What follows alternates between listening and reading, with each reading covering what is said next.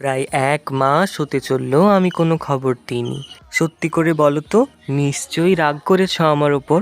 কি করি বলো, আমার সামনে পরীক্ষা চলছিল, সেই সাথে আরও অনেক ঝামেলার চক্করে ভিডিও আপলোড তো দূরস্থ, আমি তো ভিডিও করতেই পারিনি। তবে তোমাদেরকে বলবো না আমার উপর থেকে রাগটা কমিয়ে ফেলতে, ওটাকে পুষে রাখো এবং সেটা কমেন্ট সেকশনে যাচাই করতেই পারো। তবে আমি কিন্তু তোমাদের ভীষণ মিস করেছি, তোমাদের সুন্দর সুন্দর কমেন্ট, সব থেকে বেশি মিস করেছি তোমাদের ওই দাদা বলে ডাকটা। কি মিষ্টি লাগে শুনতে যখন তোমরা দাদা বলে আমায় কিছু বানানোর আবদার করো। তবে এবার থেকে কথা দিচ্ছি, আমি যথাযথভাবে নিয়মিত পেজে ভিডিও আপলোড করার চেষ্টা করব।